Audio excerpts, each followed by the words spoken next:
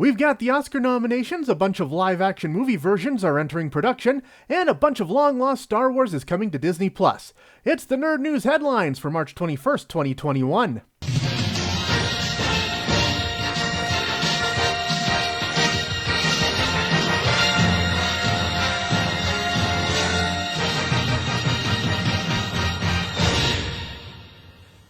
Afternoon all, Mark Cappis here with this week's episode of the Nerd News Headlines. It's where I catch you up on all the nerdy news you may have missed, like new superhero movies and...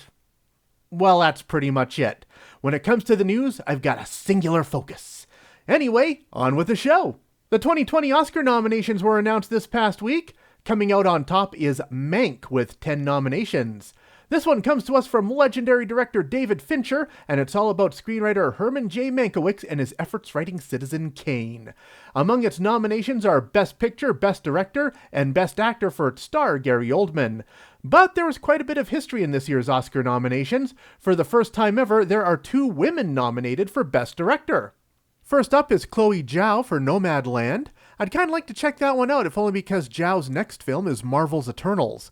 Also in the running for Best Director is Emerald Fennell, who's nominated for the revenge thriller Promising Young Woman. That's not all. Walking Dead star Steven Yeun has also become the first Asian American to pick up a Best Actor nomination. He was nominated for the film Minari, where he plays a struggling farmer. Riz Ahmed, who I remember as that guy from Rogue One, was nominated for Best Actor for his performance in the film Sound of Metal. He's the first Muslim to nab a Best Actor nomination. And there's also a record-setting 3 African Americans up for Best Supporting Actor, Daniel Kaluuya and Lakeith Stanfield, both for Judas and the Black Messiah, and Leslie Odom Jr. for One Night in Miami. Look, I gotta be honest with you, normally I'd be excited about the Oscar nominations, but 2020 wound up being such a wonky year at the movies that I really don't know what's what this year. So I'm gonna be doing a lot of research on these movies as we get ready for Oscar night, April 25th. DC Comics continues mining their C-list characters looking for the next big thing. It was announced this past week that Hourman is getting his own movie. Rex Tyler is a chemist who develops a drug called Miraclo. Swallowing a Miraclo pill gives him superpowers for 1 hour, so he takes up a career as a crime fighter. Gavin James and Neil Widener have been tapped to write the script. Warner Brothers has been trying to do something with Hourman for a while now. They tried to give him his own TV show as part of the Arrowverse a couple years ago, and he's already made a few appearances on Legends of Tomorrow and Stargirl. It'll be interesting to see if he can sustain his own project. A couple of high-profile flicks started filming this past week. Sonic the Hedgehog 2 is now in production. Not much has been announced on the film yet, but it seems the entire cast of the first film is coming back, including Jim Carrey as Sonic's archenemy, Dr. Robotnik. And based on the post-credit stinger for the first film, looks like Sonic's sidekick Tails will be popping up as well. Sorry if you haven't seen it yet, but it's been out for a year now. Go ahead and watch it. I caught it on Amazon Prime over Christmas vacation actually, and it's actually a pretty cute film. The sequel is aiming for an April 2022 release. That's not all. Disney and the Lonely Island are rolling cameras on their live-action movie version of Chip and Dale's Rescue Rangers. All we know about the cast so far is that Andy Samberg is voicing Chip and John Mulaney is voicing Dale. Let's start rampantly speculating on who's voicing Gadget and Monterey Jack. Samberg's fellow Lonely Island member Akiva Schaffer is directing, and Disney's hoping to have it in theaters by the spring of 2022. There was much rejoicing among the Star Wars fandom. Lucasfilm gave us an early Easter present when they announced that a bunch of long-lost Star Wars content is going to be coming to Disney+. This is all the stuff that Disney erased from continuity when they bought Star Wars, but the fans love it enough that they're keeping it alive. So what all are we getting? First up, Genndy Tartakovsky's Clone Wars, debuting in 2003 and running for 3 seasons and a grand total of 25 episodes. Tartakovsky is best known for giving us the animated series Samurai Jack and Dexter's Lab. George Lucas has since referred to this as the pilot for the incredibly popular Clone Wars computer animated series.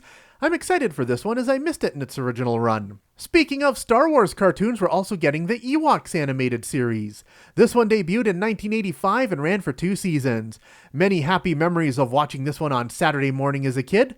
I don't think we ever got season 2 in Canada, so I'm looking forward to finally catching that. The Ewoks cartoon was actually a spin-off of the Ewok TV movies, and they're also coming to Disney+. The first one, the Ewok Adventure, follows a family that crash lands on the forest moon of Endor, and the parents are captured by an evil giant. The kids are rescued by the Ewoks, and together they go on a quest to save the parents. This one debuted in 1984. The sequel, The Battle for Endor, hit TV screens a year later. In this one, space pirates slaughter the family from the first film, except for the little girl, and capture all the Ewoks except for Wicket. They eventually run into a cranky old Han Solo type, played by Wilford Brimley, who's been stranded on Endor for decades. The little girl and Wicket thaw Brimley's heart, and they fight off the pirates. But the biggest surprise is we're also getting the animated short, The Story of the Faithful Wookiee. This is the cartoon that was part of the infamous holiday special, and best known for being the first appearance of Boba Fett. Does this mean that the rest of the legendary holiday special will be coming to Disney+? Probably not.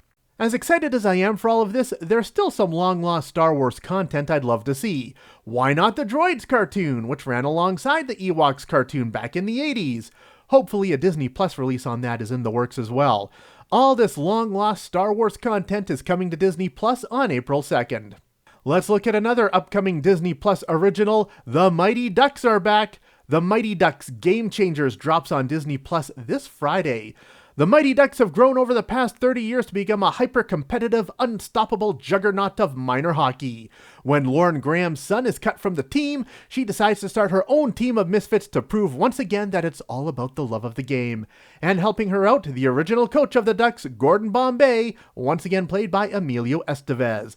But that's not all. Entertainment Weekly got the skinny this week that 6 of the original Mighty Ducks will also be popping in for an episode to see what their old coach is up to. Eldon Henson, Matt Doherty, Vinnie LaRusso, Marguerite Moreau, Garrett Henson, and Justin Wong all return to fly again. I'm mildly looking forward to this show, but it's been ages since I've seen the original movies. The series drops this Friday, March 26, so I've still got lots of time to binge. And are you ready to return to Arlen, Texas? Rumors are running rampant that a King of the Hill revival is in the works. King of the Hill writer Brent Forster was doing a Reddit AMA when he let slip that negotiations are underway with series creators Mike Judge and Greg Daniels about bringing back the classic animated comedy.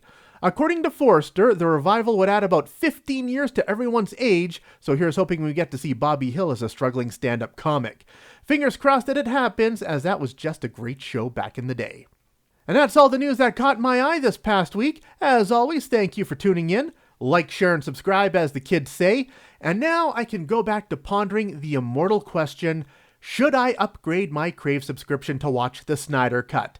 I'm already paying $10 a month to barely watch Crave. Is it worth another $10 just so I can check out a 4-hour superhero movie? Maybe I should add an interactive component to these videos. Tweet me, let me know down in the comments what you think. Bye!